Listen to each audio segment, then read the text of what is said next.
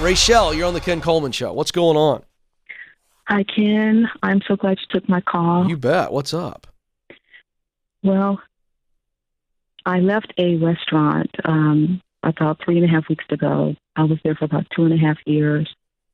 The first year was so much fun. I had never done anything like that before. My background is retail customer service, receptionist. I worked at a cruise company, a couple of cruise companies. That's my background.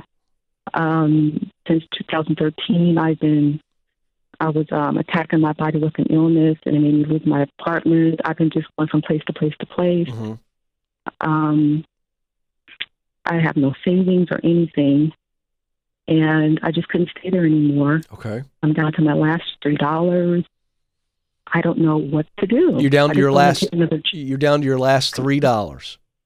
Yes, and I don't know what to do. I don't want to just take another job. I want a career. Well, I get that, but let's handle the emergency.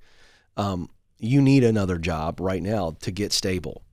Okay. Yes. And so, we can help you get clear, and then come up with a plan to get qualified, and get connected, and get started on your career field that's leading you to your dream. I can do that.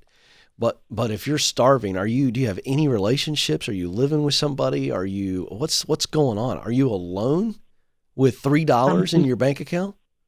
I'm renting a room from a lady. She's such a sweetheart. Can you switch your phone to your mouth? I didn't hear any of that. Let's see if we can get your phone in a different place. I didn't hear any of that when I asked you that. Oh, okay. Go ahead. How about now? Better. Go ahead. Hear me? Yeah. What's your situation? Okay. I'm renting a room out of a woman's home. I live in LA, so the rents are ridiculous. So, and the rent was very reasonable, but because of my situation, I'm unable to really pay her the rent. Okay, so where are you going? Where are you going? Where are you going to sleep? Well, I'm still here. She's still allowing me to stay. Okay. Okay, good. So here's what you do. You need to sit down with her and go, "Hey, here's my situation, but I'm not gonna be a dredge on you. Give me a little bit of grace. I'm gonna go get 1 job, 2 jobs, 3 jobs in the interim, because I'm working right now to get really clear on my path, and I'm going that direction. But right now I got to get stable. So and I know it's California, but you're gonna go get a delivery job. If you got to deliver pizza, you're gonna do babysitting. You're gonna do everything you can. You need a job or 2 right now, and I don't care if it's a 40-hour a week hourly job at another restaurant or whatever else.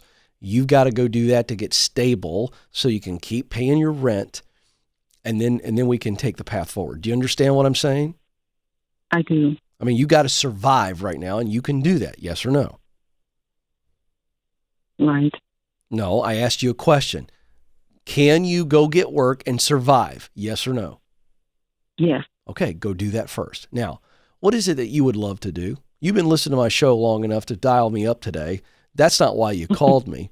What is it that you want to do? What would you do if I just put you in this position tomorrow to try it out to see if it really was your dream job, but you didn't have to commit to it for 40 years? What would you do?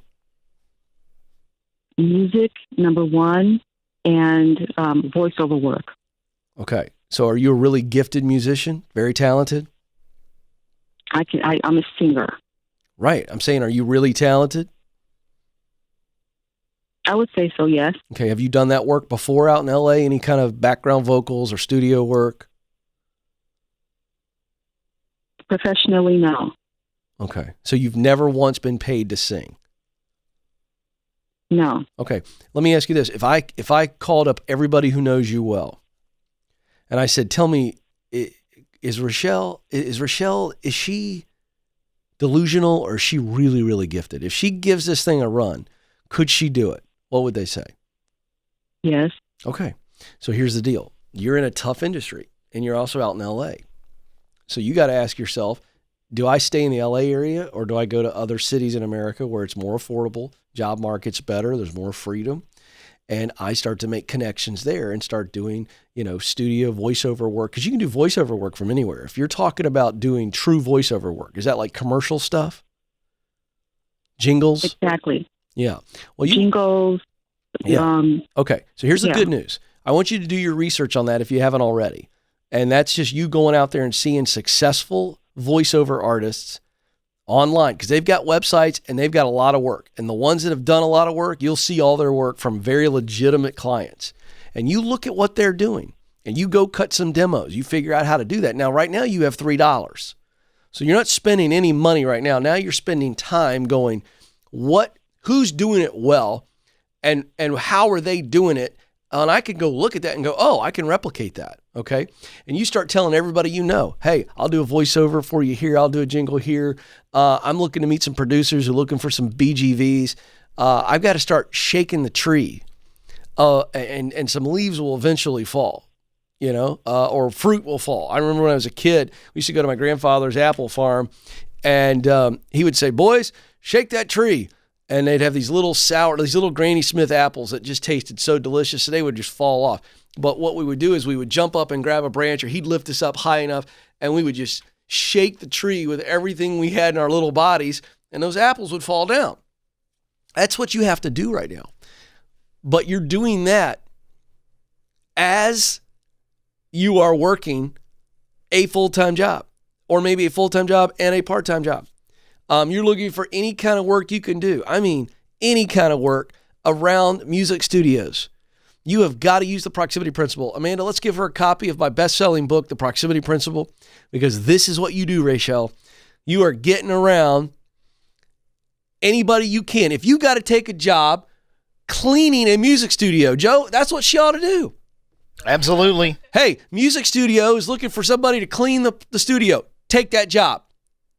Well, Ken, I already got a 40-hour job. Who cares? Get in that studio and meet everybody there while you're emptying the trash and cleaning the toilets and go, hey, I'm actually BGV. I'm trying to get in. I mean, this is all in. I'm doing whatever it takes to make a connection to somebody who can see that I'm a good person and I actually have some talent.